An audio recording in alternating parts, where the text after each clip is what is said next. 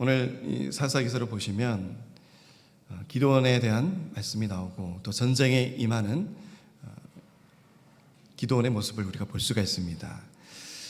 옛 전쟁은 특별히 사람의 수가 굉장히 전쟁의 승패에 좌우하게 되죠.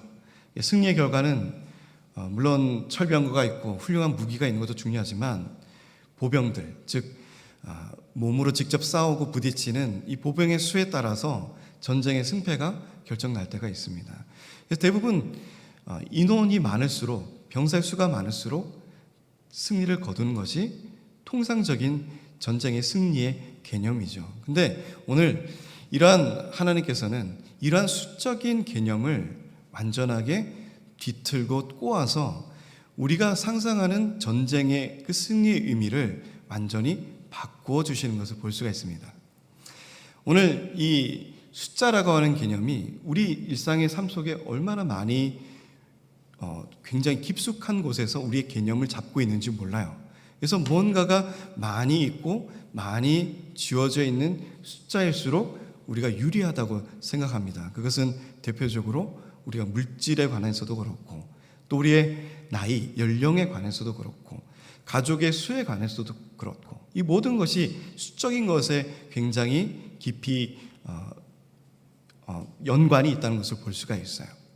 그래서 나이가 적으면, 나이가 젊으면 하나님의 일을 더 열심히 할 수 있을 것 같고 나이가 들으면 하나님의 일을 감당할 수 없을 것 같은 그러한 것이 세상적인 눈이고 또 우리의 육체적인 눈으로 바라볼 때의 관점이지만 하나님은 그 숫자의 개념을 완전히 뒤바꿔 주시는 분이다라고 하는 거예요. 나이의 연령에 좌우하지 않고 또 물질의 많고 적음에 하나님의 일을 이루어 나가시는 분이 아니시고 오늘 기도원과 같이 전쟁에 능하지 않은 이스라엘 백성들이지만 하나님은 그 수도 32,000명의 그 수도 많다 하여 결국엔 300명으로 기도원의 용사들을 꾸려서 전쟁에 임하는 하나님의 모습을 우리가 볼 수가 있습니다. 그래서 전쟁의 승리는 사람의 많고 적음이 아니라 하나님이 하시는가 아니하시는가가 전쟁의 승리의 결과이고 또 우리가 바라봐야 될 관점이다라고 하는 거예요. 그래서 우리가 보시면 숫자가 많아요, 적어요? 수요예배 때 적어요.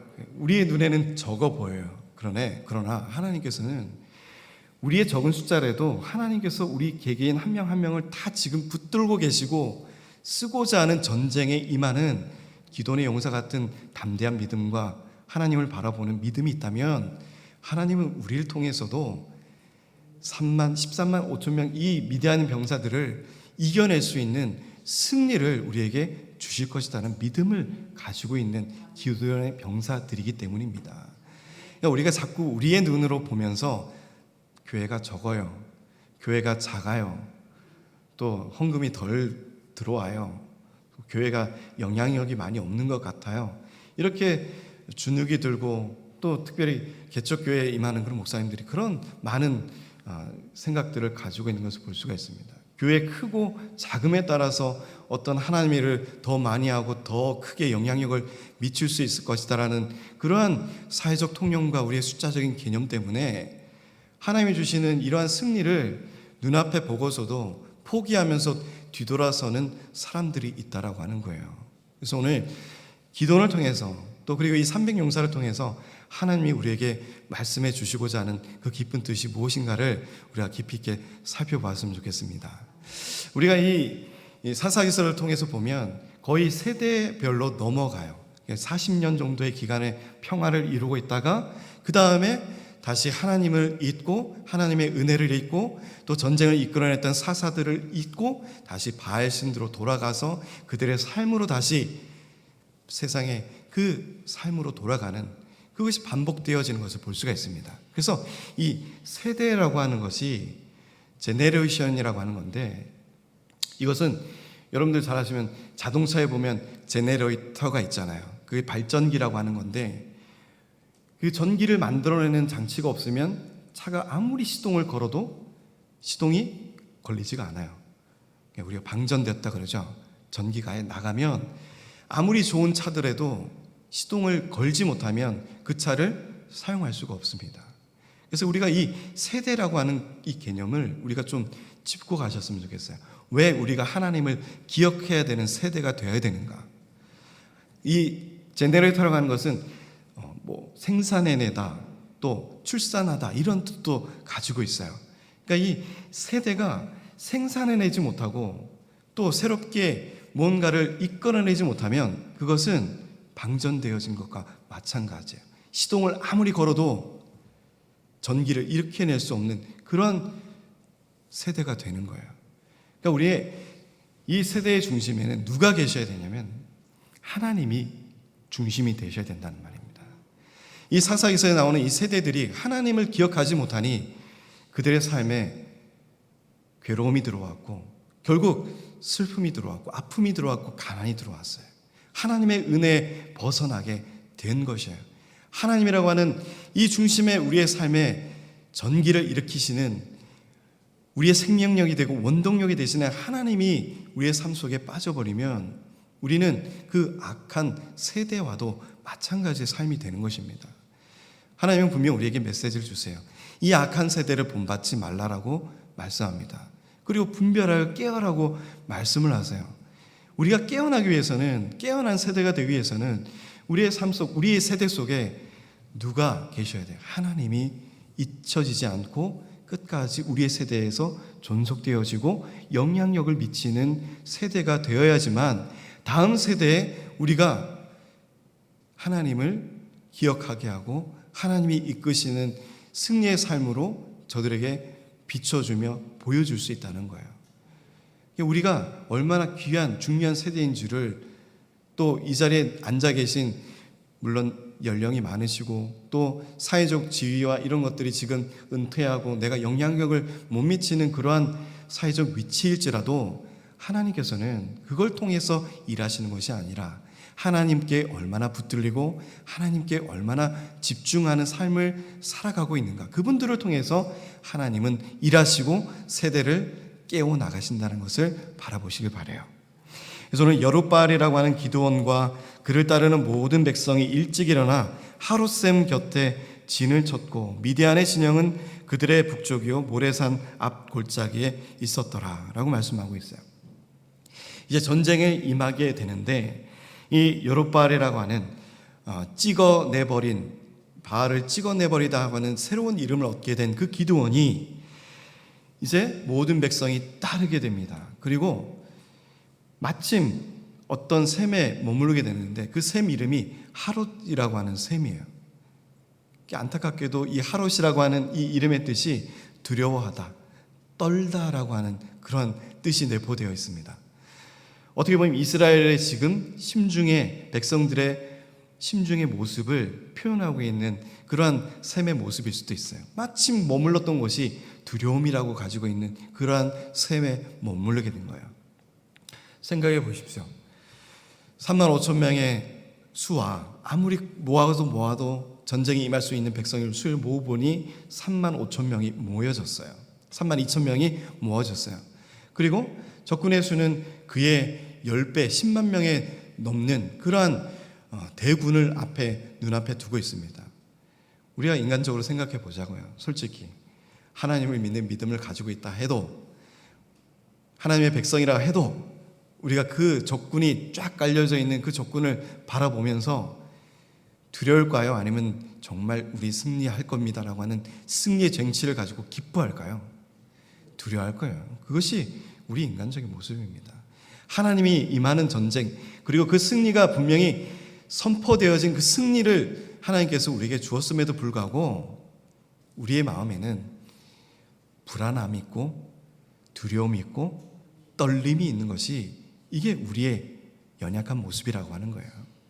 그러니까 하나님이 그 연약함을 아시니 기드온에게 양털 시험도 묵묵히 다 받아주셨고, 그 애꿎은 그런 모든 시험과 요청들을 하나님께서는 다 받아주셨어요.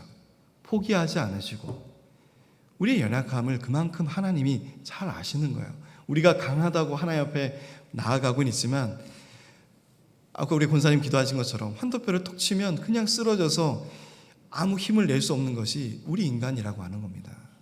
하나님께 붙들리지 않으면 하나님이 치료해주고 한 능력의 오른팔에 붙들리신 하나님을 우리가 인지하지 않으면 우리는 넘어지고 쓰러지고 불안하고 두려움에 떠는 연약한 존재일 수밖에 없다는 거예요. 근데 그러한 32,000명의 모인 수 중에서도 하나님은 그 수적인 개념을 과감하게 떨쳐버리세요. 왜? 이 전쟁의 승리는, 그 주인공은, 그 승리를 이끄시는 분은 누구이시다라는 것을 이스라엘 백성들에게 분명하게 전하기 위해서요. 그것의 승리의 주인공은 누구시다? 하나님이시다라는 거예요. 그래서 여호와께서 2절에 보시면 기드온에게 이르시되 너를 따르는 백성이 너무 많은즉 내가 그들의 손에 미디안 사람을 넘겨주지 아니하리니 이는 이스라엘이 나를 거슬러 스스로 자랑하기를 내 손이 나를 구원하였다 할까 함이니라 라고 하는 거예요. 그래서 하나님께서 왜 32,000명도 많다고 하셨을까? 하나님은 우리에게 설명해 주고 계세요. 왜? 나를 거슬러 스스로 자랑하기를, 그리고 내 손이, 내가 구원을 이루어냈구나 라고 하는 그 인간의 결과를 분명히 알고 계신 거예요. 인간의 손에 하나님이 이 승리를 넘겨줬을 때, 또 이 많은 사람의 수로 승리를 거뒀을 때 하나님이 보이지 않기 시작하는 거예요. 우리의 교만이 들어오는 거예요. 승리를 취했어도 하나님이 잊혀지는 교만이 우리 삶 속에 적용이 되는 거예요. 우리가 늘 하나님의 말씀을 듣고 승리의 삶을 체험하며 살아가고 있지만 하나님은 염려하고 또 걱정하시는 한 부분이 이런 거예요. 우리가 교만해지는 것, 하나님을 잊고 사는 것, 이것이 내 손을 통해서 다 이루어낸 것이다 라고 하는 교만에 빠지는 삶을 하나님은 염려하시는 거예요. 그 염려하는 삶을 통해서 하나님은 우리에게 시험을 주시는 겁니다. 때로는 우리가 수적인 돈을 많이 가지고 있고 나이가 젊고 건강해야지만 하나님 일을 할 수 있고 사회적 지위가 좀 더 견고해야지만 내가 뭔가 하나님의 교회에 와서도 좀 자리를 딱 이렇게 유지할 수 있는 그런 것처럼 보여지지만, 그렇게 일하는 것이 하나님 일을 더 잘할 수 있는 것처럼 여겨지지만, 우리의 생각은 그렇지만 하나님은 결코 그렇지 않으시다라는 겁니다. 그래서 하나님은 미디안 사람을 넘겨주지 않으신다고 말씀하고 계세요. 그래서 백성들의 수를 줄이기를 원하십니다. 그래서 3절에 이제 너는 백성의 귀에 외쳐 이르기를 누구든지 두려워 떠는 자는 길라산을 떠나 돌아가라 하라 하시니 이에 돌아간 백성이 22,000명이요 남은 자가 10,000명이다 라고 말씀하고 있습니다. 그래서 돌아간 자도 물론 두렵고 떨림을 가지면서 귀에다 대고 외쳤을 거 아니에요. 돌아가면서 그 일일이 다 전해지, 마이크 성능이 좋은 것도 아니니까 가까이 가서 정말 그 하나님의 메시지를 일일이 다 전했을 터인데, 그 메시지를 듣고 각자의 집으로 돌아간 사람이 22,000명이에요. 32,000명 중에서 거의 3분의 2라고 하는 수가 다 돌아가게 됩니다. 근데 이 돌아간 사람들도 물론 두려움과 떨림이 있어서 오케이, 다행이다, 목숨은 부지하게 됐네 하면서 돌아가는 사람들도 있었겠고, 내 가족과 내 사람들 다시 만날 수 있겠구나 라고 하는 그런 마음으로 돌아가는 사람들도 있을 것이고, 그런데 저는 이 남은 10,000명도 굉장한 두려움과 떨림을 가지고 있었을 것이다라는 생각을 해요. 눈에 보여지는 3분의 2의 우리의 편이 다 아군들이 싹 사라지고 이제 10,000명밖에 남지 않았어요. 그러니까 휑해진 거예요. 꽉 차 있는데 여기서 3분의 1만 딱 남았다고 보십시오. 전쟁하러 갑시다. 근데 두려움과 떨림이 있으면 돌아가서 했더니 여기 이 세 줄에 두 줄은 다 돌아간 거예요. 그걸 바라보는 앞에서의 인도하는 기드온도 마찬가지일 것이고, 남아있는 3분의 1도 그 돌아가는 모습을 보면서 웅성웅성하고 두려운 마음이 더 가득해졌을 거예요. 그런데 그 10,000명도 하나님은 많다고 말씀하세요. 4절에 보면 여호와께서 또 기드온에게 이르시되 백성이 아직도 많으니 그래요. 우리의 수적인 개념과 하나님이 가지고 있는 수적인 개념은 너무나도 다른 거예요. 그들을 인도하여 물가로 내려가라. 거기서 내가 너를 위하여 그들을 시험하리라 라고 말씀합니다. 그러니까 하나님의 이 전쟁이 임할 때 얼마나 많은 시험, 테스트의 단계를 거치는지 몰라요. 그러니까 그 승리를 맛보고 그 결과를 이루어내는 데에서 우리의 삶 속에서도 하나님의 많은 시험을 주신다는 거예요. 어떤 유혹을 당하는 그런 마귀의 시험이 아니라 우리의 믿음을 더욱더 정금같이 만드시려고 하는 견고한 믿음으로 이끌어내시는 그러한 정금과 같은 담금질을 하는 그런 시험이 우리에게도 있다라고 하는 겁니다. 어떤 때는 두려움과 떨림으로 빠지고 싶을 때가 있어요. 내가 물질의 연약함으로 어떤 것에 참여하지 못하고 빠지고 싶을 때도 있어요. 돌아가고 싶을 때도 있어요. 내 삶의 패턴이 더 중요해서 내 삶으로 돌아가고자 할 때가 더 있어요. 하나님의 일을 하기보단 하나님께 드려지는 이 시간보다는 내 삶을 더 적용시키기 위해서 되돌아가는 사람들도 있다라는 거예요. 그런데 그 남은 자 가운데 하나님은 또 시험을 합니다. 그 두려움에 빠져 있는 그 만 명의 사람들도 또 시험을 해요.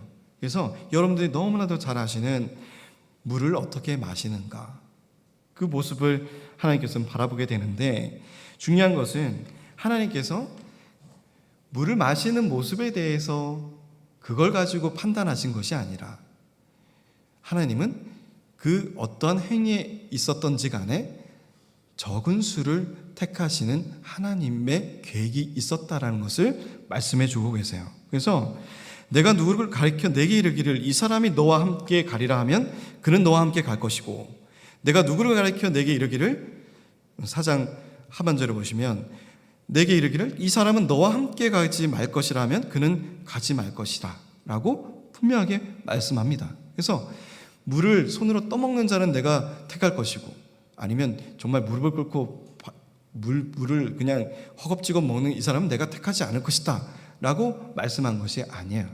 그러니까 하나님은 계속적으로 보면 지금 무슨 과정이에요? 숫자를 줄여가는 과정이에요. 왜?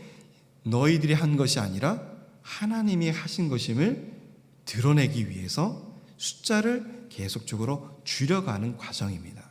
그래서 어떤 학자들은 이렇게 주의하면서 보는 그런 용사들이기 때문에 더 전쟁에 하나님께 더 쓰임받는 유용한 병사일 것이다 라고 이렇게 해석하는 분도 있고, 또 다르게 여러 관점으로 바라보는 관점들이 있어요. 근데 가장 중요한 팩트는 오늘 4장 하반절에서 말씀하신 것처럼 하나님은 숫자를 줄여가는 과정 중에 누구든지 적은 쪽에 하나님께서는 분명하게 선택을 하셨다라고 하는 거예요. 그래서 5절에 보시면 이에 백성을 인도하여 물가에 내려가매 여호와께서 기드온에게 이르시되 누구든지 개가 핥는 것 같이 혀로 물을 핥는 자들을 너는 따로 세우고 또 누구든지 무릎을 꿇고 마시는 자들도 그와 같이 하라 라고 말씀했어요. 거기서 누굴 택할지, 내가 누굴 택할 것이다 라고 하나님께서 먼저 말씀하지 않으셨어요.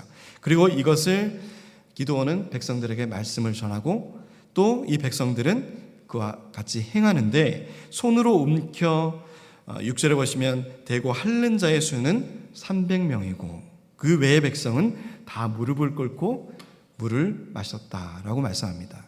그래서 물론 전쟁에 임하는 자세에 따라서 주변에 적들이 있는 것을 경계하면서 서서 곁눈질하며 손을 떠서 입으로 물을 먹는 그 모습과 정말 물을 마시게 해서 얼굴을 쳐박고 물을 마시는 그 모습과는 엄연한 차이도 있을 것입니다. 그런데 중요한 것은 하나님께서 300명을 택하시기 위한 그 병사들의 모습은 서서 혀로 핥듯이 물을 마시는 사람들이었다는 거예요. 그래서 여호와께서 기드온에게 이르시되 내가 이 물을 핥아 먹은 300명으로 너희를 구원하며 미디안을 내 손에 넘겨주리니 남은 백성은 각각 자기의 처소로 돌아갈 것이니라 하시니 말씀하고 있습니다. 그러니까 이 전쟁의 방법은 다윗과 사울이 가지고 있던 전쟁의 모습과도 우리가 비교할 수가 있어요. 사울은 갑옷을 준비했고 또 블레셋 병사들의 그 외침과 또 저주 속에서도 불일 듯 일어나는 전쟁에 임하는 그 하나님을 붙들고 일하는 전쟁이 아니라 두려움을 가지고 있다는 겁니다. 그러나 그 소년 다윗은, 양치는 그 소년 다윗은 사울 왕이 주는 그 갑옷마저도 어떻게 했어요? 벗어 던져버렸어요. 그리고 칼도 들고 간 것이 아니에요. 이 승리는 누구에게 있다라고 외치면서 갔어요? 하나님에게 있다. 그러니까 하나님은 그 이스라엘 많고 많은 왕도 있는 그런 왕의 다스린 나라라고 하는 나라로서 임하는 전쟁이었지만, 하나님은 그 백성의 수와 왕으로 임하는 전쟁이 아니라 그 승리는 다윗과 같은 할례받지 못한 블레셋 사람들을 저주하며 하나님을 붙들고 전쟁에 임하는 그 작은 소년에 의해서 그 전쟁의 승패가 결정이 났다는 거예요. 그러니까 하나님께서는 우리의 삶을 통해서 많은 사람들이 비난하고 힐난하는 그러한 자들을 우리가 어떻게 해서 이겨낼 수 있는가를 볼 수가 있어요.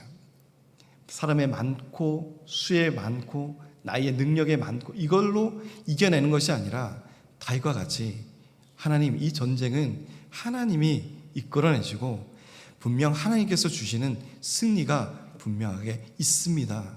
전쟁의 주인은 하나님이십니다. 승리의 주인은 하나님이십니다. 이러한 확고한 믿음과 관점이 있기에 나 혼자서도 작은 몸을 가지고 있는 소년 다윗이 3m는 넘는 골리앗과 전쟁에 임하면서도 어느 하나 두려움 없이 나갈 수 있던 것이에요. 그러니까 하나님은 그 전에 이 사건을 통해서 이스라엘 백성들에게 보여주고 싶었을 겁니다.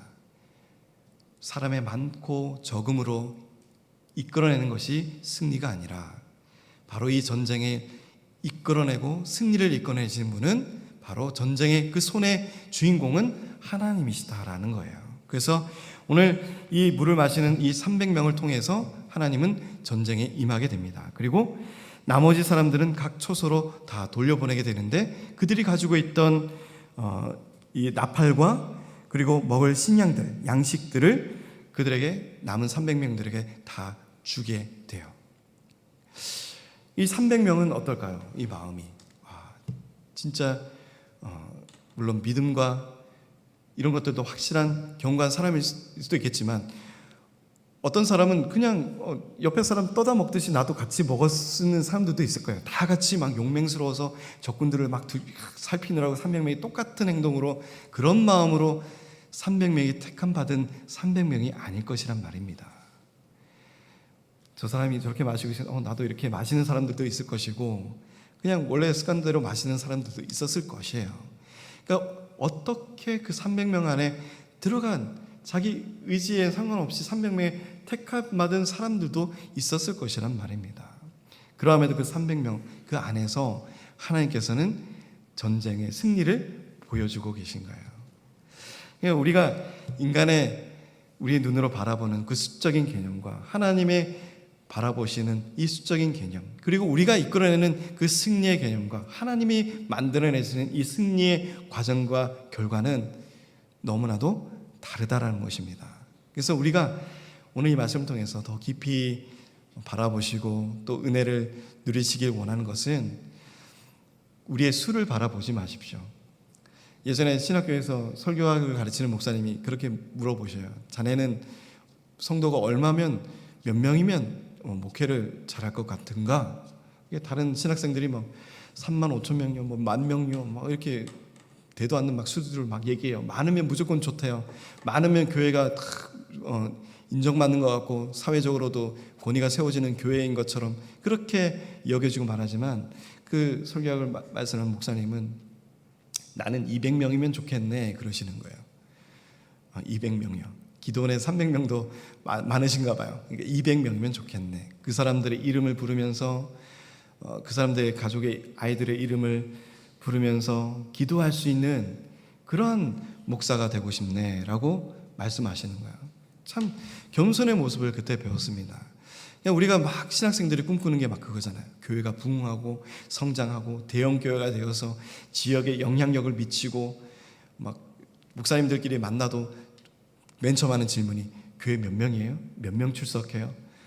교회는 어때요? 커요? 작아요? 뭐 주차장은 있어요? 없어요? 이런 게 주된 화두고 목적이지만, 하나님은 그러한 수에는 전혀 관심이 없는 거예요. 인간이 만들어낸 가짜 허수라는 거예요. 하나님이 바라보는 수는 비록 이 자리에 한 명이 앉을지라도 다윗과 같은 하나님만을 바라보고 하나님만을 의지하고 세상을 물리치며 나아가는 그 믿음을 가지고 있는 한 명을 통해서도 하나님은 나라를 이끌어내시고 그를 왕으로 세우신다는 겁니다. 그 왕의 자리에 우리가 앉아 계신 거예요. 예수 그리스도의 보혈의 피로 우리가 죽은 영을 하나님께서 살리시고 이제는 하나님의 존귀하신 왕의 면류관을 우리에게 씌워주시고 천국에서 왕노릇하는 놀라운 권세를 우리에게 주신 것은 하나님만을 바라보는 그 믿음을 우리에게 주셨기 때문입니다. 예수 그리스도를 통해서 오는 그 변화와 중생의 기쁨과 하나님의 택함 받은 그 기쁨을 우리가 잃지 말으시고 성령이 우리 안에서 역사하시고 증거하시는 그 음성을 놓지 말으시고 나를 통해서 연약한 나를 통해서도 오늘날 이 세대들을 일깨워 나가시고 부흥하기를 원하시는 하나님의 놀라운 계획이 우리의 안에서도 일어나고 있다는 것을 믿으시는 우리 성도님들이 되시길 바라요. 우리 교회가 크지 않아도 됩니다. 우리의 이 자리가 꽉 차지 않아도 됩니다. 다윗과 같은 하나님, 기도원 300명 용사와 같은 그러한 하나님만을 붙들고 하나님의 전쟁의 승리가 하나님만이 있습니다라고 하는 강력한 믿음만을 가지고 나간다면 하나님은 그 수의 개념을 놀랍게 뒤집어 주실 것입니다. 우리가 원하지 않아도 이 자리가 꽉 찰 것이고 우리가 바라지 않아도 우리 교회가 더 성장할 것이에요. 우리 여기 앉아 계신 한 사람 한 분의 그 믿음의 역량이 하나님께로 온전히 붙들려 있고 바라보는 그 세대가 되시기를 주님의 이름으로 축복드립니다.